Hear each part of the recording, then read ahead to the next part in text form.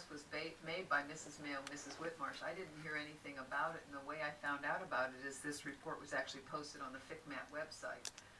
And I didn't even know that this study had been requested, and had heard nothing until FCMAT posted it on its website. So part of the questioning here is, if FCMAT can post it on its website, how are we as a district aligning with that philosophy? Why aren't we conveying? If two board members want a report made, why aren't we conveying that to the public when it's obviously something FCMAT posted on its website?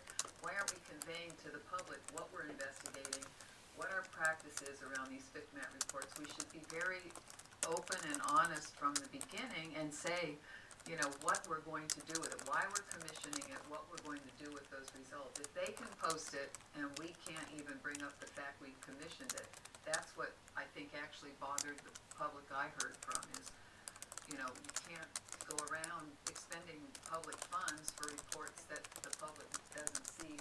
And the district should own it and control it, you know, get it out there first before FCMAT conveys it to the public. And the board members should tell each other what reports we're commissioning. I mean, we're all sort of... Well, I think the question on this, on commissioning this, was really to validate whether or not we were budgeting correctly. And once FCMAT determined that we were budgeting correctly, there was past allegations around pitting communities against communities, and that was not the intent of doing this. The intent of doing this was just to validate our practices and what we were budgeting, and it validated that.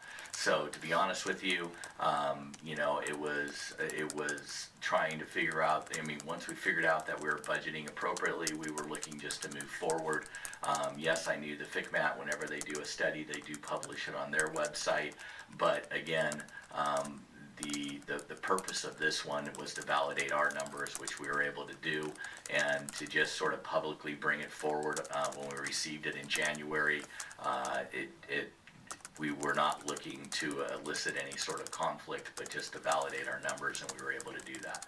So once we were able to validate our numbers and we knew we were budgeting appropriately, we were just moving forward on trying to address our budget, and not to highlight the fact that well, again, we were trying not to highlight the fact that even though when we put out the information in the first place, and it was even validated when it went to the County Office of Ed, that the lawyer for the charter school validated by saying that you could ask for a waiver, which we did, even though we knew we couldn't get a waiver, and lo and behold, the state turned down the waiver.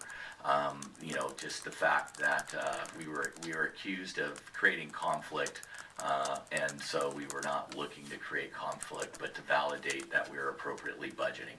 And that's why at that time I did not, you know, intentfully put this up on our website or bring it to the board and make it a public item, because all we needed to do is to know where we were appropriately budgeting, and we found that out. And we were going to have to address this issue within our budgeting process. So those were... And I would say that if we're going to go out and commission something using public funds, then we should have a plan in place for how we're going to publicize that before the company doing the report publishes it, because I have firmly believe and have experienced that it creates more public distrust if we don't own it. And I think it's better to me to come out front and say, we're interested in doing this, and some of the concerns that you expressed may be very valid, so to come out ahead of the public criticism and say, you know, here are our anxieties about doing it, why we're doing it, rather than have it discovered. It sort of happens behind the scenes, doesn't happen out among the board, the district doesn't own it and push that report out. Then the public discovers it, and then they come back and criticize us for what are you hiding and who's making decisions and why is this information not coming forward.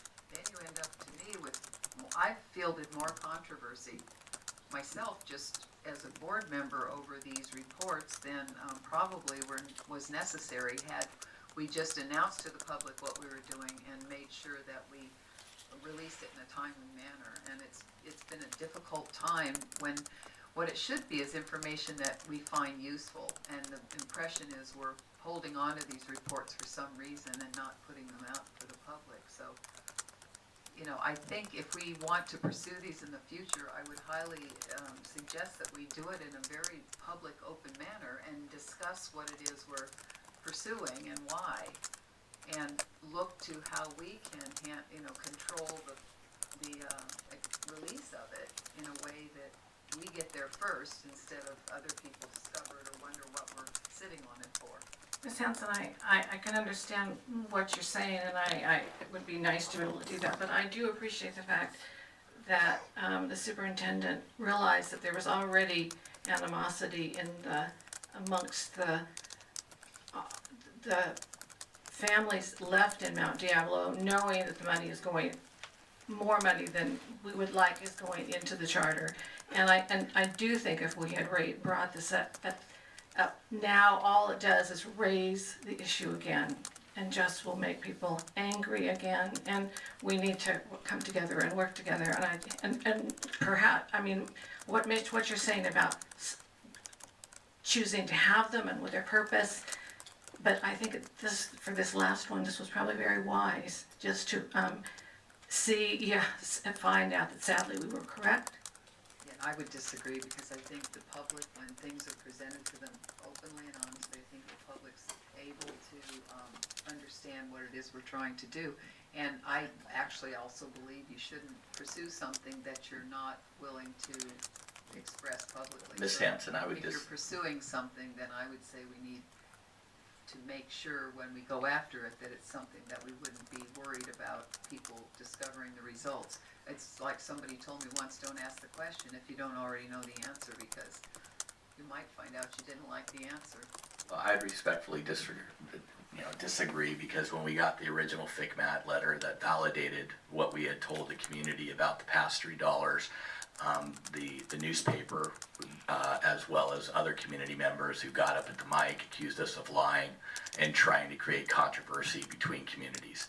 And so even though that information was extremely accurate, and we had only told the facts from the very beginning, we were accused of lying and doing other things to try and manipulate people's feelings. So I would disagree with Going out that. and getting a FCMAT report and not bringing it out in the open among the board and bringing it out in the open, I don't think that engenders any additional public trust. And I think my goal here is to try to build more public trust around these issues. So So in the future, the question asked in here is really the district's procedure and rationale for seeking, releasing, and acting upon FCMAT reports. And I would highly suggest, as this is an information item, that should we go down this path again, we consider what it is we're trying to do, what we intend to do with the results. So before we venture into it and find ourselves with it sort of boomeranging, is it really worth pursuing? So if we do I pursue it, think that be prepared discussion will be very helpful. for the publicity around it, if we release it or don't release it in a timely manner. And I'm sorry to say, Mrs. Mayo gave us until 11:40, and Darn. we weren't gonna go till 12:30 a.m., so I'm really sorry to have to say that Mr. Mims is going to speak I'm gonna have to cut you down a little bit, but, That's fine. and then we will have to wrap it up, so Mr. Because I gotta Mims? get up out of here. I just wanted to say that, that the FCMAT process, as I know it, and I've been to many school districts, when the FCMAT report comes, they normally bring it to the board, present it to the board. I'm not sure about it being posted on their website prior to that, but normally they come before the board and give the report in front of the public. But it did not happen this way this time. I was trying to locate the FCMAT report at their website, but I ran out of time. But my concern is, how long when was this report finished? Because normally there's a window, I think it's about 55 days for the conclusion of the report. And then it's supposed to be brought to the board. But I'm thinking I think there's a number there. But my concern is, how long had the district had this report in their possession? Because I can't, if it was posted on the FCMAT website, then there's